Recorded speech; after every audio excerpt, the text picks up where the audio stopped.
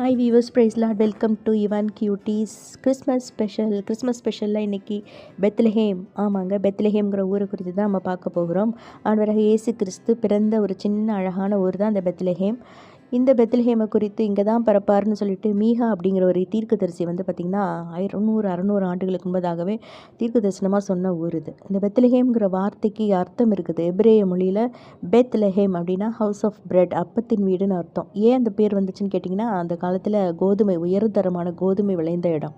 அது மாத்திரமில்ல, அரபிக் மொழியில் ஹவுஸ் ஆஃப் மீட், அதாவது மாம்சத்தின் வீடு அப்படின்னு சொல்கிறாங்க. ஏன் அப்படி இந்த 2 பேருமே ஒரு அர்த்தத்தோடு தான் சொல்லப்பட்டிருக்கு. என்னன்னு கேட்டிங்கன்னா, யோவான் 6ஆம் அதிகாரத்தில் ஆண்டவராக இயேசு கிறிஸ்து சொல்கிறாரு, நானே வானத்திலேருந்து இறங்கின ஜீவ அப்பம் அப்படின்னு சொல்லிட்டு.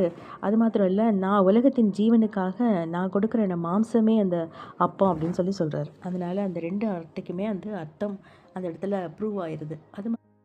அது மாத்திரம் இல்லைங்க, இந்த ஊருக்கு நிறைய சிறப்பம்சங்கள் இருக்குது. என்னென்னு கேட்டிங்கனாக்கா, ராஜாவாகிய தாவீது பிறந்த ஊர் இது தான். அப்புறம் நகோமி, ரூத் புஸ்தகத்தில் வாசிக்கிறோம் இல்லையா, நகோமியுடைய சொந்த ஊர் இது தான்.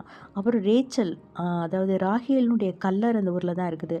இங்கே பார்த்திங்கனாக்கா, நட்சத்திரம் தோன்றின இடம், மெய்ப்பர்களுக்கு நற்செய்தி சொல்லப்பட்ட இடம், எல்லா இடத்துலையுமே பார்த்திங்கனாக்கா ஒரு கேத்தலிக் தேவாலயத்தை நிறுவி இருக்கிறாங்க.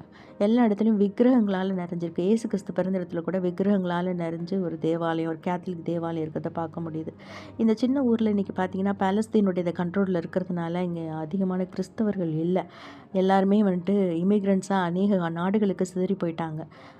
ஏன் அப்படின்னு கேட்டிங்கனாக்கா, இயேசு கிறிஸ்துவ சொந்த ரட்சகராக ஏற்றுக்கொள்ளாததுனால இந்த ஊர் இன்றைக்கி பார்த்திங்கன்னா ரொம்ப பரிதாபகரமான ஒரு நிலமையில் இருக்குது. அதுபோல் தான் நம்மளும் ரொம்ப சின்ன ஆட்களாக இருக்கும் பொழுது, ரொம்ப சிறுமையாக நம்ம கண்ணுக்கே நம்ம சின்னவங்களாக இருக்கும்போது ஆண்டவர் நம்மளை தெரிந்து கொண்டு நம்மளை எடுத்தார். அவர் இன்றைக்கி இந்த செய்தியை கேட்டுக்கொண்டிருக்கிற எல்லாரும் ஆண்டவராக இயேசு கிறிஸ்துவுக்கு திரும்பவும் நம்முடைய வாழ்க்கையை அர்ப்பணிப்போம். அவர் உள்ளத்தில் பிறக்கிறதுக்கு நம்ம இடம் கொடுப்போம். அவர் இந்த பெத்லஹேம் ஊரில் பிறந்த பொழுது அவர்களை ஏற்றுக்கொள்ளாதபடினாலே இன்றைக்கி அது சிறுமையை அனுபவித்து கொண்டிருக்கிறது போல் நாமும் சிறுமையில் இருப்பது கர்த்தருக்கு பிரியமல்ல. திரும்பவும் நம்ம ஆண்டவர் வழிநடத்தவும் வாழ வைக்கவும் அவர் வல்லமுள்ளவராக இருக்கிறார். இன்றைக்கு இயேசு கிறிஸ்து பிறப்பதுக்கு இடம் கொடுப்போம்னு சொன்னால் இந்த கிறிஸ்மஸ் உங்களுடைய வாழ்க்கையில் அர்த்தமுள்ள கிறிஸ்மஸாக இருக்கும். தேங்க்யூ ஃபார் வாட்சிங். பிடிச்சிருந்தா லைக் பண்ணுங்கள், ஷேர் பண்ணுங்கள்.